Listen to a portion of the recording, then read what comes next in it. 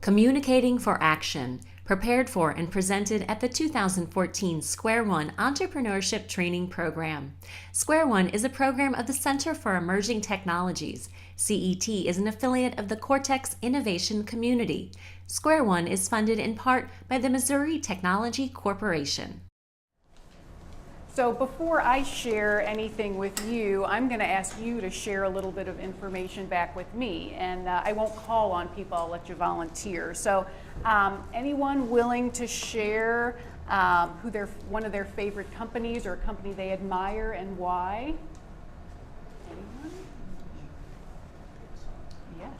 I have an example. I'd have to say Vizio, because during the onset of the big screen TV industry, Sony was the big giant, and they had the market cornered with these televisions that were costing $3,000 or $4,000. Vizio, San Francisco based, realized, wait a minute, we can buy the screens, we can buy the electronics from the same people, and we'll flood the market with it, and we'll force the price of the television to come down. And now look at everybody's got a big screen TV in their house. Great, great. Good example. Yeah. I think Google, because they really changed the whole marketplace and redefined so many industries, and currently are still entering into new industries and challenging the status quo. Great. I'm going to switch up the question a little bit. Anybody willing to share with me their favorite book or movie and tell me why? It seems a little easier or different.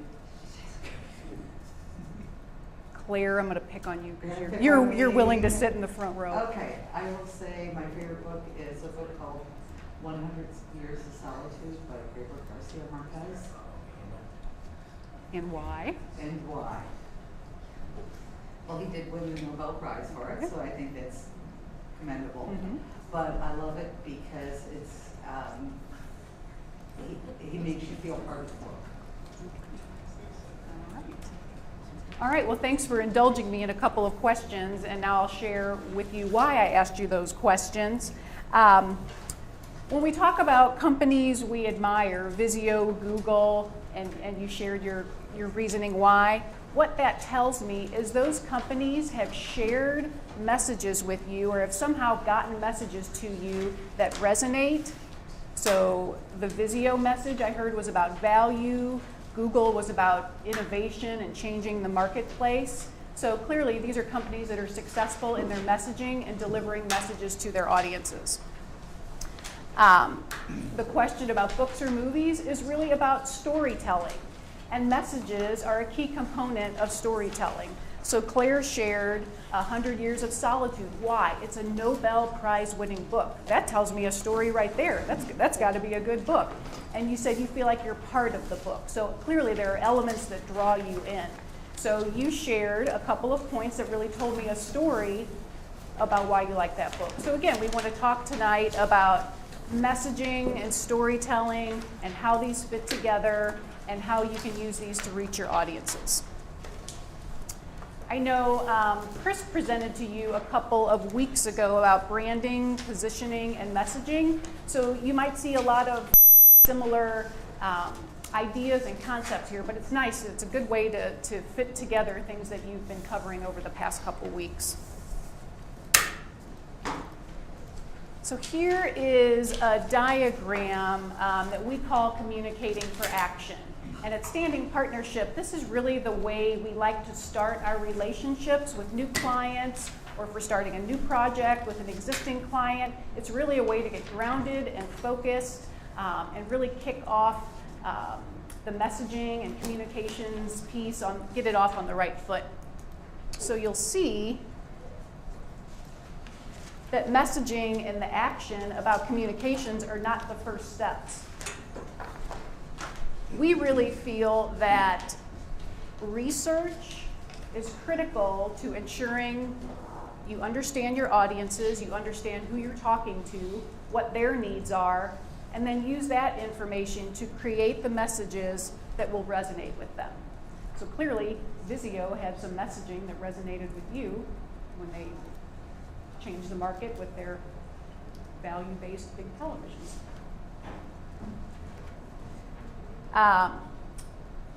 Research-based insights are really critical to ensure as I mentioned, that your messages resonate with your audiences. And you have to understand your audiences. What makes them tick? What makes them take actions that help you be successful or have a successful business? And we call this model a RACE model. It's based on research, action, communications, and evaluation. So again, the research provides the foundations for your messages. If you can either see in your handout or up here in the left-hand corner, an environmental scan. If you conduct an environmental scan, it really helps you understand the market that you're operating in, and maybe even take a look at your competitors and see what your competitors are doing so you can sort of measure yourself against them. The second circle on the right, it's about the organization and business goals. We always ask our clients to share those goals with us because your communications plan, your messaging, and how you communicate with your audiences should always support your business goals. And they can't be operating in silos, they need to be working together. So that's a critical piece. So that's the research that we really ask folks to think about before they dive into the messaging piece. Purple box on the bottom, talking about audience profiles. Again, important to understand why your audiences do what they do or why they don't do what they do, because that's going to impact what you're telling them. When you have your research covered, then you go into messaging. That's when you start to build your story. The action plan is really the communications plan, how you're communicating your messages to your audiences. And then we never want to forget the little box in the corner, which is measurement and evaluation. You always want to go back and measure to make sure, are your messages resonating with your audiences? You want to get feedback. You want to take surveys. You want to get data, because you don't want to go through this whole loop and not have any successes or not be resonating. And sometimes you might have to go back to the beginning and start over. So you want to make sure that if you're putting that effort in the front end, it's working on the back end. So tonight we're going to spend a little more detailed time on the audience analysis, how you get to key messages, and then talk about a few ideas to help deliver your messages. And I know we're going to cover that in the second presentation as well.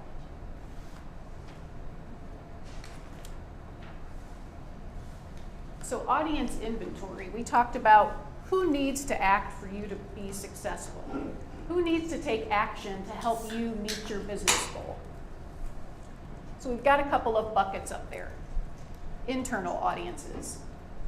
Your staff, your board, your leaders, anyone within your organization can really be an ambassador for you to help you share your brand, to help you share your messages with your key audiences. Channel, that's basically any way and means you're using to get your messages to your key audiences, from production to purchase.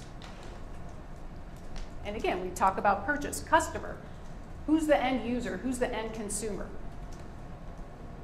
And last is influencers. Who are third parties? Who are people outside of your organization that maybe your customers trust as a source for credible information? Who can bring you credibility that's outside of your organization?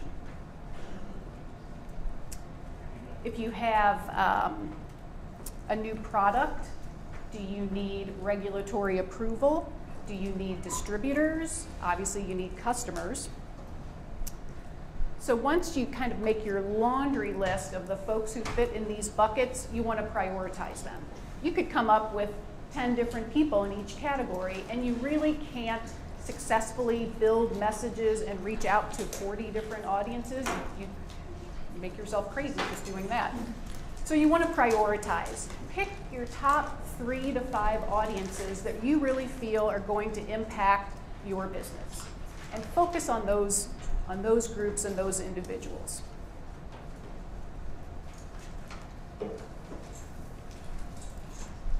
So once you've made your list and prioritized, you want to dig a little bit deeper and do that analysis. And we really look at 5 key categories. The first is segment. Really, who are these people? Their age, their gender, where do they live, what's their economic status, what's the data about them that's going to impact your business?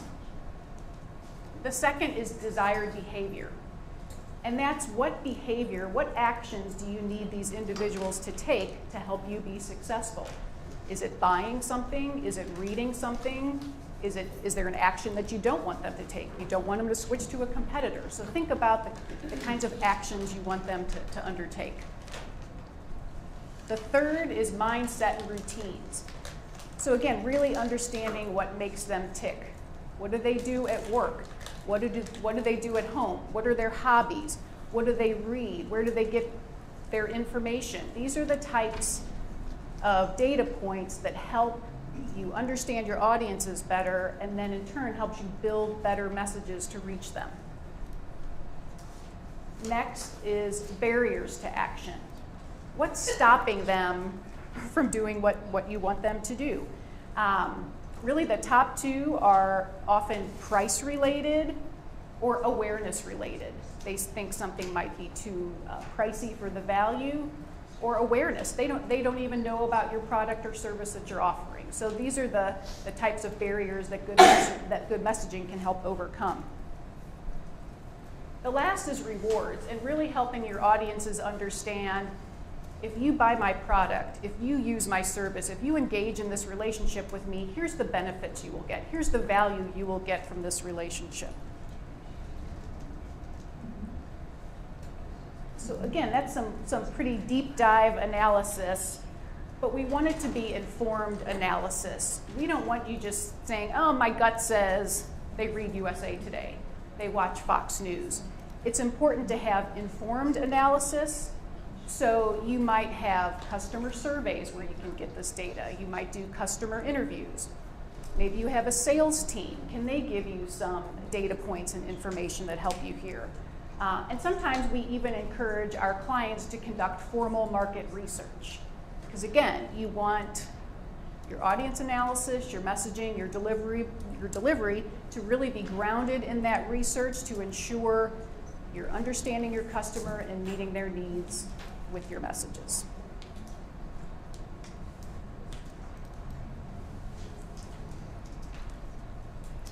Okay, so we know who we want to talk to, we prioritize them, we understand a little more about them, and so now we're ready to be thinking about, what do we want to say to them? What do we want to tell them? What are the messages we want them to take away from us? So messages really fall into three categories. The first is audience need, and then how do you solve that? The second is, do you offer a unique service or capability? Are you the first company to do something? Are you the only company to do something? So those are nice ways to differentiate yourself from the competition. Third is, you address a customer barrier to action. Again, we said the top two are price related. Can you use your messages to talk about the value of your product or service? And the second, again, is lack of information or awareness. How do you use your messages and deliver them to help your audiences understand who you are and what you do? So I think along with the presentation, we have a worksheet, so we're going to take a couple minutes to think about that in terms of your individual situations. And I'll walk you through that. It should look like that. So as I was thinking about this presentation on Sunday, I was sitting on my couch, I had the football game on, the snow was coming down, the holiday commercials were all over the TV. So I was thinking, what is an organization that maybe we're all aware of and thinking about this time of year? I think everybody knows about UPS, whether they're knocking on your door or you're going there to deliver a package. So I thought about UPS in terms of last year and talk about crisis communications. They had a terrible 2013. They didn't have enough drivers and trucks and staff. Packages were late. They were severely impacted by the weather. So they were really entering the 2014 season with a lot, they were carrying a lot of baggage with them. So I thought about them. I even went to their website and I thought, what are they doing about 2014? So I looked at what they were saying on their website, the messages that they were delivering to their audiences, and how they fit into those buckets that we just talked about. So in terms of customer need and response, they are anticipating an 11% increase in shipping in 2014 over 2013 numbers. So that's a pretty big jump. So how are they going to respond to that? Well, they have it right on their website. We have expanded facilities. So that's their differentiator. That's how they're responding to that customer need. And a proof statement is literally the facts, the figures, the data that support your messages. So how do I know they have expanded facilities? Well, they told me they have 47 new facilities across the country. So next is unique capability, or a feature that has audience relevance. UPS is telling me that they're innovative. They've come up with some innovative solutions to fix any problems they had from last year. And what is that innovation? How is that reflected in these modular units? So what does a modular unit do? Well, factually, you can drop your package at the door, it goes right onto the conveyor belt, and then right into the truck. So a very streamlined, innovative solution. That's what they're telling me they have that's unique maybe from their competition. So a barrier to action. If I'm a customer who had a bad experience in 2013, maybe I'm going to look at FedEx, maybe I'm going to look at the Postal Service. So that's the barrier. You lost my package, you delivered my package late last year, I'm not sure I want to use you again. Why would I maybe want to use you? Why would I give you another chance?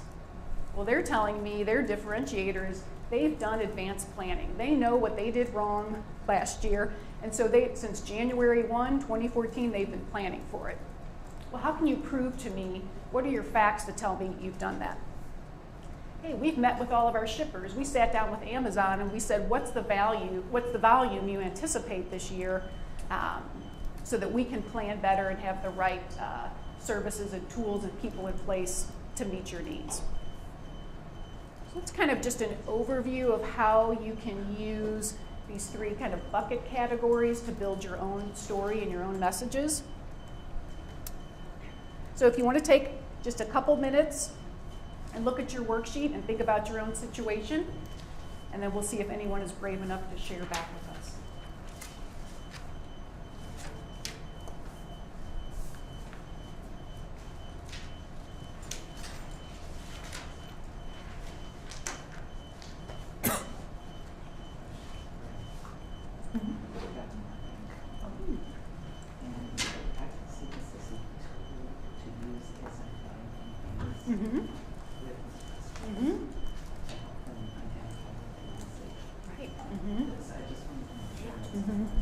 Yeah, so you can use it, your customers might use it, but think about how are you selling your services to your customers? How are you different from another marketing company? Well, that's really a good concept, because it's a pretty niche market. So that I've already established. Yeah. But I see this as more. Yeah, so you have a unique capability. Right. Yeah, so you probably already have your message. It's educating Mhm. the companies and making them aware. Right. So, Mhm. but because it's niche, pretty easy. So I can see this as a tool in the books and then finding that message is big. All right, I know that Claire has a unique capability message. Has anyone had enough time to think about a need and response message, and would they be willing to share it? Give it a stab.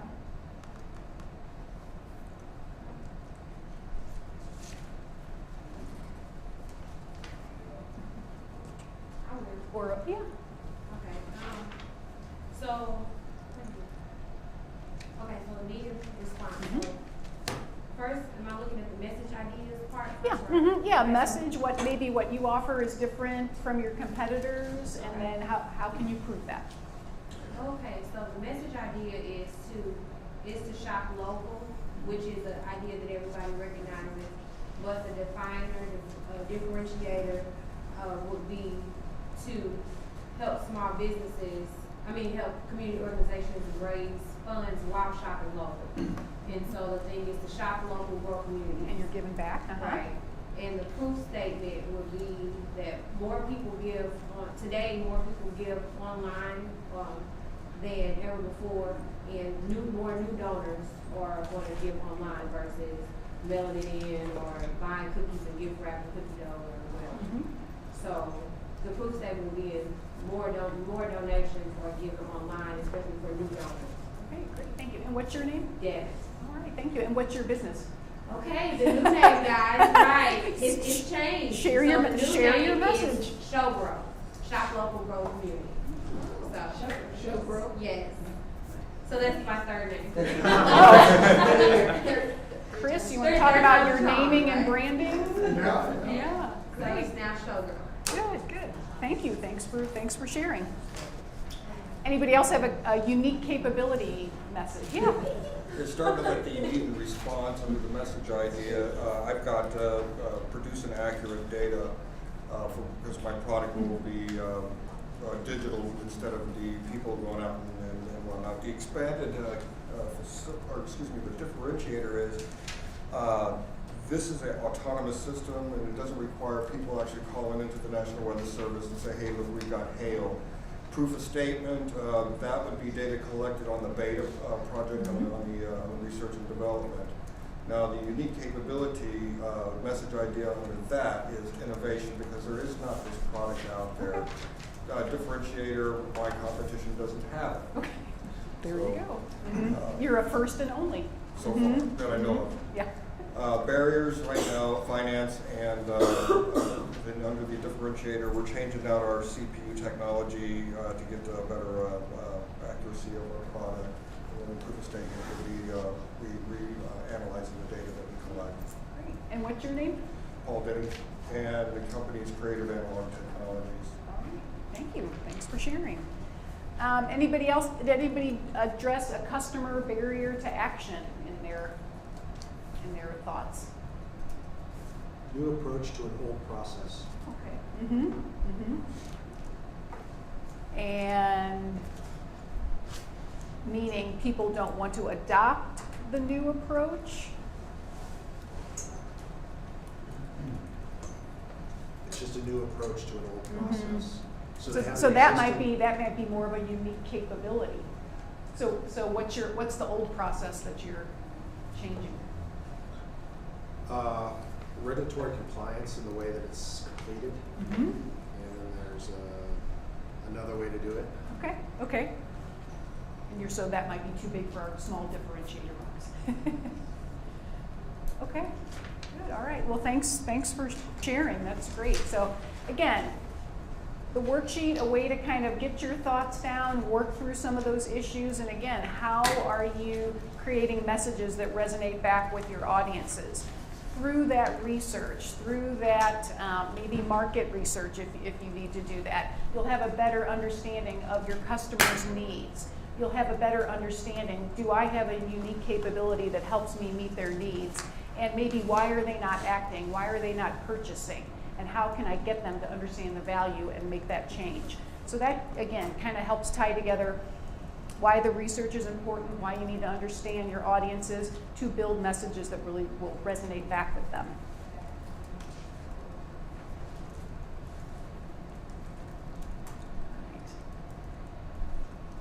So the next diagram is the message pyramid, and that's really a nice way to take a look at all of the elements of storytelling. So we talked about messaging and storytelling at the beginning, and really how messages can become part of a bigger story. And the pyramid is interesting because it's built from the bottom up. You build your messages, your elevator story, and maybe you already have your tagline and logo, but you use it from the bottom down. And that's really based on time. So if you just have a few seconds with somebody, you're at a networking event, you meet them, you might want to be able to help them remember the name of your company. Do you have a tagline or a logo or something that helps them understand and remember what you do? From there, the elevator story, and we'll go a little more into that. But again, that helps tell a little more about the need for your product or services and how you're answering that need. And then from there, you can get into more detail about your key messages. And then obviously the proof points, again, are the facts, the data, the figures that really support those messages. So I picked on our friends at UPS again.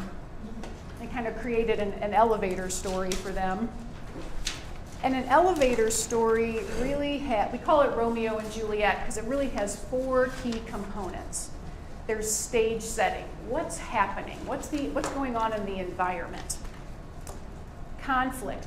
What are the problems that your prospective clients, customers have, or the characters in the story? What's the conflict? What are the issues they're facing? Next is resolution. How can you help them address those issues? How are you going to come in and save the day? And then last is outcome. How is life different based on your solution, your product, your service? So again, thinking about our friends at UPS, obviously people know the name UPS. They're familiar with the brown and yellow logo. And they don't use this tagline anymore, but not too long ago, their tagline was, "What can Brown do for you?" And that's an interesting tagline because it's very customer focused. We're a service company. What can we do for you? So that tagline really says a lot. They don't use it anymore, but they've moved on. So their elevator story. So again, thinking about the issues they faced in 2013, what might their elevator story look like? So stage setting, what's the environment, what's happening? They expect more than 585 million packages to be shipped this holiday season, so clearly a very busy holiday season.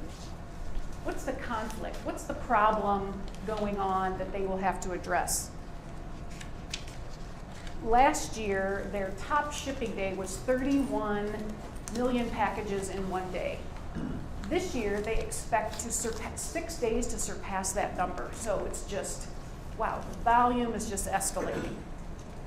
So the resolution, what are they doing to address that issue? Volume is huge. What is their solution? We know the need. What's the resolution to that situation? They say this on their website. We've made investments in forecasting, in knowing how many packages are going to be shipped, in capacity. Do we have enough people? Do we have enough service centers? Do we have enough trucks? Visibility. Do we have enough service centers for people to visit? And communications. We need to communicate with our customers, with our vendors, and how are we going to get all those packages where they need to be? So their outcome, which they're anticipating, is that they're going to have on-time delivery.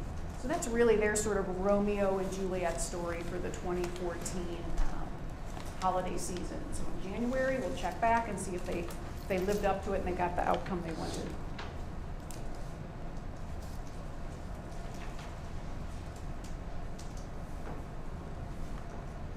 So we talked about, yeah. Mm-hmm. Could you, I don't put you on the spot, but could you like say that in a way that, hey, Julie, tell me what's going on in UPS right now? Like in 5 minutes, so if I was gonna go and I was gonna be in an elevator, like just say. That's a slow elevator if it's a Yeah. 5-minute ride. Right, no, that's good. That's a good question. So, yeah. So hi, I'm Julie. I work for UPS, and you might know that we're really coming up quickly on the holiday season, and because parcels are our business, we expect to ship 585 million packages this year, and in fact, we are even estimating that 6 days this year will surpass our top capacity from last year. So we're really expecting a busy season. And because we have taken the time to forecast, we've really made investments in new facilities, we've hired extra people, we have additional trucks on the road, because our goal is really to get our customers' packages where they need to be on time. And we'll communicate with you about that. So I hope you'll use UPS this year. Fantastic. We all apply to UPS, yes. I noticed you didn't dwell on conflict, and I'm assuming that's intentional. Well, and if you really want to be, you want to talk about how you're meeting your needs. How you're meeting your customer needs. Right, I think it's, you want to talk about, you want to acknowledge the conflict and the issue or the client need, but really your messages should really be talking about how am I addressing that? How am I solving that? Because that's why people will want to work with you. Yeah. This is the time for, to be UPS and FedEx because of Cyber Monday. Technology is playing a big part on this company as well, and that is why last year UPS had that big crash towards, just like the 2 weeks before Christmas. Everybody's in a rush. You got Amazon, you got all these other places, and it's more convenient to shop at home now and to have these people deliver your Right. package. So I see this being exponentially Yeah. every year for these people. Just use them as our case study for every year. But right, I think the bottom line is they overpromised and literally underdelivered. So, so that was a good question about how does that elevator story kind of fit together. All right. So we talked about the research, really understanding your audiences, prioritizing them, doing a deeper dive analysis, understanding their needs, how you create messages to help address their needs. And so we'll spend a few minutes talking about how you can deliver those messages. What are the vehicles to use to get those messages to the right audiences? So kind of a laundry list of vehicles here, so I'll just give you a few examples. So direct delivery would be a letter, a postcard, direct mail. Get UPS to help with that. Person to person is literally, you're having a one-on-one interaction. That might be a sales presentation, a webinar, some sort of a panel discussion, maybe a product demonstration. Third party, we talked about influencers when we looked at audiences. Who are individuals that might write a bylined article for you, who might do a product review, or maybe be interviewed for a media article to talk about your service or your product. Collateral, that's your typical marketing materials, your brochures, your white papers, your case studies. Intercept, ads, billboards, trade show signage, or trade show booth. Destination, that's literally your audience has to go somewhere to get the information, so that could be your website, or it could be something physical like a trade show booth, or if you have a special event, a destination location. Research, again, that's online, phone surveys, focus groups, interviews. And I think this is also a good place to really look at and think about what are your competitors doing?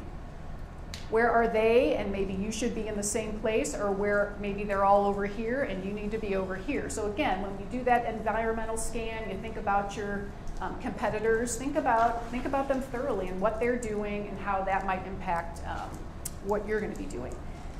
I just saw, it was the November 24th issue of Forbes, and they had a little sidebar about how can startups get the best bang for their buck.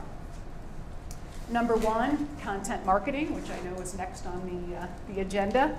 So those are things like blogs and podcasts and self-generated content that you can repurpose and use lots of places. And we often share with our clients that 3 out of 4 buyers start research online before they make a buying decision. So that's a very important place to have your messages and to tell your story, because that's where a lot of people are starting. The second tool they suggested was email marketing, but very targeted email marketing. Again, if you know who your audiences are, you know a little bit about them, you could be more targeted in that outreach. And they actually kind of counseled against traditional advertising. They said it's pricey and passive. So thinking about content and targeted communications are best for startups or smaller organizations.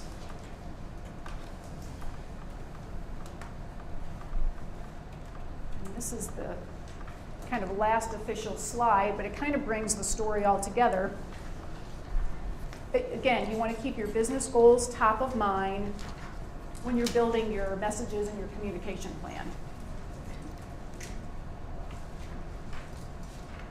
You want to take that time to understand your audiences and ensure your messages are grounded in research.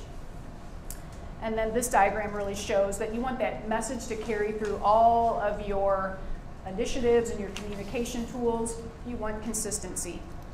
So whether that is your internal communications, marketing, external, anything you're doing that involves communications, be consistent in your messaging and you'll get done. Again, go back to that original diagram that'll help you with your measurement and your evaluation. Yes? So I think a lot of us are kind of trying to be really innovative and trying to define, let's say, a blue ocean strategy. Mm-hmm. So when we're doing this pitch, we're trying to really create a new market. Mm-hmm. How is that, how do we change our pitches in order to try to help our consumers understand this new market Mm-hmm. we're trying? So for example, Cirque du Soleil. Mm-hmm. If somebody came in and said, I'm going to have a theater that's going to be like a circus, but it's going to combine the best of two, how do you kind of work within this framework that you gave us? Mm-hmm. Mm-hmm. I'll go back a couple of slides. And that's a good way to maybe talk about, it's almost more of the elevator story of the stage setting. You know, hey, people enjoy going to the circus, but they also enjoy, you know, dance and creative entertainment. Cirque du Soleil brings those things together. So if you could talk about what's the current situation. People go to the circus or they go to a dance or theater. They don't, and hey, this is something new and unique that brings them together. So that can be part of your stage setting. Gotcha. Mm-hmm. So you create that vision. Mm-hmm. in the- Yeah. Mm-hmm. give them Yeah. the- Messages can really can be and are very valuable when they're very visual. Yeah. Could you go over Intercept as the vehicle for delivering messages? Sure.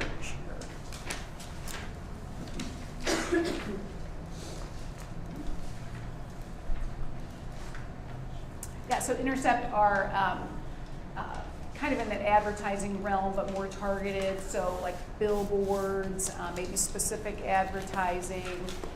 If you're at a trade show, that's your actual booth and your signage.